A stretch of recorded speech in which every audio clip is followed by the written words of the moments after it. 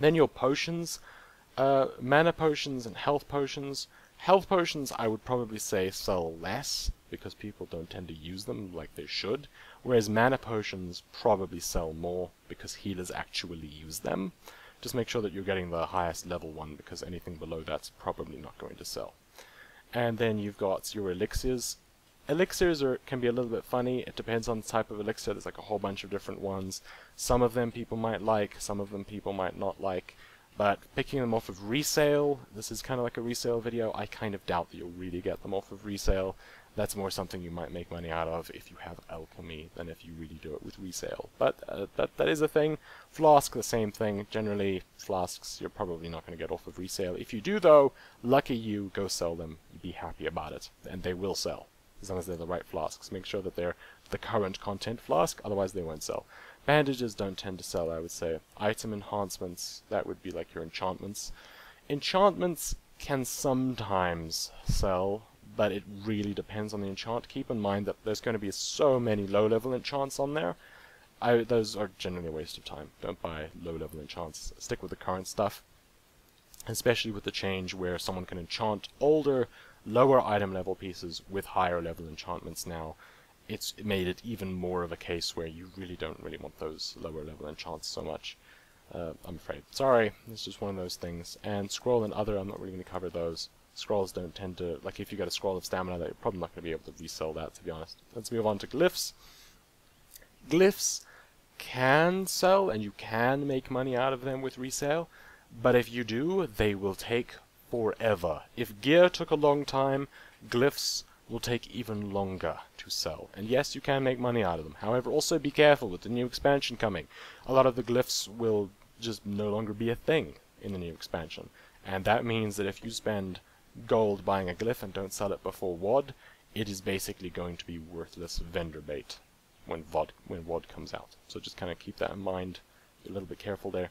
Now, trade goods is pretty much everything there, apart from like the engineering rubbish, is something that you could sell quite nicely, actually. Though again, I would say stay away from the lower level stuff, but this time it's less because people don't use the lower level stuff, and more because lower levels are getting the lower level stuff, and they have no idea what they're doing.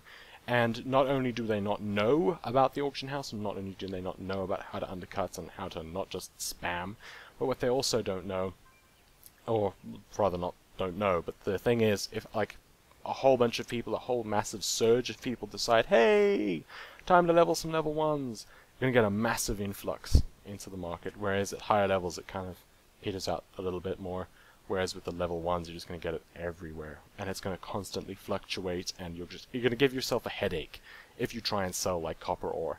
You can do it. I'm not saying that it's impossible, but it takes a lot of patience, and it can be difficult to try and sell like copper ore for a profit. I have done it though, on the other realm even. I sold some copper ore for a profit. It is very difficult though.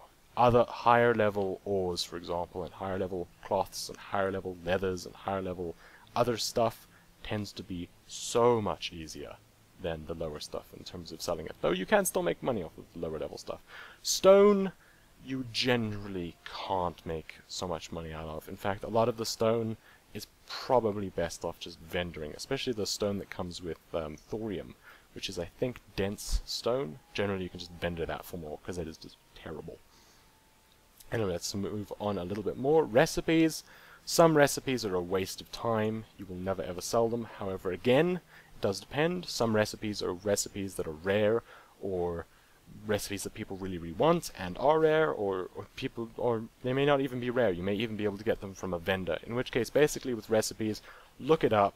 You may be able to get it from a vendor for less and still sell it for more. So just kind of look at that and find out a little bit more about the recipes. Each individual one, look it up before you start trying to buy and sell it. Find out about it. Find out about whether people actually want it, what it does. Can you get it from a vendor? Is there an easier way of getting it? Are you wasting your gold buying it? Should you be, doing just a whole bunch of other stuff? And gems, you generally can't resell. I would say again, they're a little bit like flasks. You're probably not going to resell them. If suddenly the gems are all if suddenly your resale page is covered in gems, it's either because you're incredibly lucky or the gem market just crashed. One of the two. Just saying. Especially with blue gems.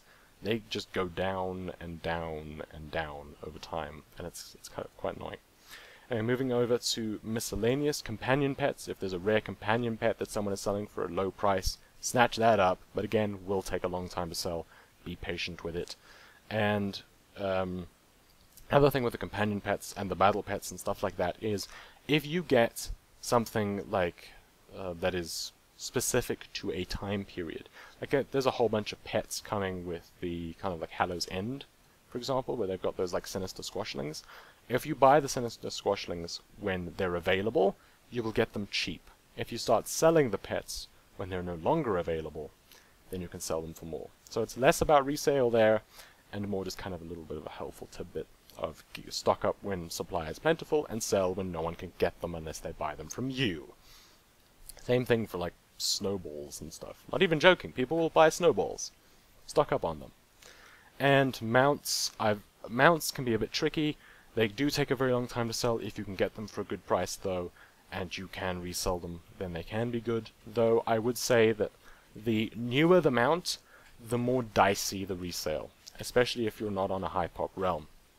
Like, it can be really, really difficult. You might be able to get it for a great price and try and sell it and get a fantastic deal and make a whole bunch of money, but you have to remember that it's going to take a very long time to sell, and that means the price is going to go down, down, down, down. So the longer the mount has been around, the more stable the price will be. Like when Sky Golems first came out, the price was insane, and it just dropped like a stone. Just fell through the air and smacked against the ground. And they still go for a fair amount of money, and it's kind of stabilized a little bit more now. But if you bought them and then couldn't sell them for a long time, you may have bought them at a good price, but you may end up selling them at a loss. So be careful of new mounts. Though if you can craft it and sell it, then selling it new is probably the best, because then you'll get the most money for it, because everyone's like, oh my god, new mount. And quest items can sometimes be good. It depends on the quest item. Certain Dark Moon cards, I would say really the newest content Dark Moon cards can be good, though people generally don't want to buy the cards so much as they want to buy the already finished deck. It's kind of like with the Transmog set. If you can collect everything together into one and sell that as a whole, people will generally like you more. But there are also some other types of quest items. There are specific ones that I kind of wanted to go over if I can find it. There's one in particular that you get for the ones in, there's like Storm Peaks, and people need to hand in a lot of something to get reputation, and if you can get those for a good price, you can sell those, and it's nice. They look kind of runey. I don't remember what their name is though. It's like Dark Iron Runes or something, I don't know. It's called something like that though. Anyway, thanks for watching, I hope you enjoyed the video, and that's it for part 3. Feel free to click through to part 2 if you missed that, or advance onto part 4 where I finish up with battle pets. If you like the series so far, remember to subscribe for more. See you in future videos. Cheerio.